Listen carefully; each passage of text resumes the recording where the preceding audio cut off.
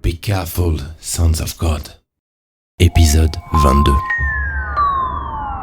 Le père Gaborio se réveille avec un gros mal de crâne. Sa vue est floue. Et peu à peu, elle se précise, jusqu'à distinguer de mieux en mieux le visage du père Christophe qui le regarde avec une mine absolument affolée et désolée. Il lui éponge et nettoie sa plaie au front avec une compresse, tandis que Sébastien est allongé sur un canapé.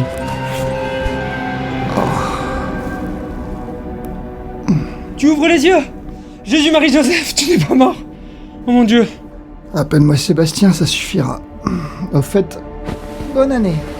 Oh Sébastien, je suis absolument navré. J'ai cru que c'était un cambrioleur. Ah oui? Le fameux tueur en série de prêtres dont parle tant Radio Notre-Dame? C'est ça! Tu regardes trop la télé, mon cri-cri.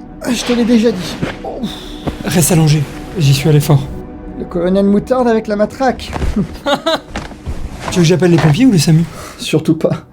Il serait capable de me faire passer, ou de te faire passer dans la presse pour le psychopathe des curés.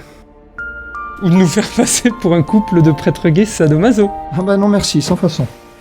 Nos casiers judiciaires respectifs n'ont pas besoin de ça en ce moment. Le père Gaborio adore son amitié avec le père Christophe. Car quelque part, ils sont dans la même merde, le même placard. Même si lui n'est pas homo et Christophe si. Après une pause et le temps de la réflexion, le père Gaborio change de sujet en souriant. Christophe, Quoi? tu vas me prendre pour un fou. Mais tu es fou! Tout le monde le sait. Alors vas-y, dis-moi. Au moment où tu m'as assommé, je n'ai pas vécu un trou noir. Ah bon? Tu as vu les petites étoiles, comme dans les cartoons? Non. J'ai vu ma vie. Les étoiles étaient là, ceci dit. Le père Gaborio lui raconte l'illumination des consciences, même s'il ne l'appelle pas encore comme ça. Et, contre toute attente, le père Christophe lui confesse que lui aussi a vécu l'espace de quelques secondes une vision similaire. Mais sur le coup, il s'était dit que c'était sans doute une réaction post-traumatique due à la culpabilité d'avoir commis un homicide involontaire et au choc émotionnel qu'il avait ressenti. Ils en concluent tous les deux qu'il y a vraisemblablement de l'Esprit Saint derrière tout ça. Après que le pansement sur la tête a été posé, après s'être reposé un peu, le père Gaborio repart au petit matin reprendre sa voiture. Il essaie d'allumer son portable, et ça ne marche pas. Il essaie d'ouvrir sa voiture connectée, mais ça ne marche pas. Décidément, c'est l'enchaînement des emmerdes. Il découvrira un peu plus tard, comme tout le monde, que ce bug n'est autre que le grand reset. Un virus informatique impactant tous les réseaux et obligeant à une refonte des sites. Un moyen comme un autre pour le gouvernement mondial d'imposer sa pensée unique et une seule technologie, sa chaîne d'union matérialisée par la marque de la bête. Pour le coup, c'est le bordel complet dans l'organisation du père Gaborio. Et en même temps, contre toute attente, il en est ravi. Car cette surconnexion, cette bureaucratisation et professionnalisation de son sacerdoce aussi lui paraissait anti-évangélique. Il n'est ni un robot, ni un distributeur de sacrements. Et les 3/4 des réunions et événements catholiques d'aujourd'hui sont inutiles et infructueux. La présence aimante auprès de son prochain est désormais la seule activité qui, selon lui, donne vraiment sens à son sacerdoce et à sa vie. De retour à pied au presbytère, il découvre dans sa boîte aux lettres une convocation de la police.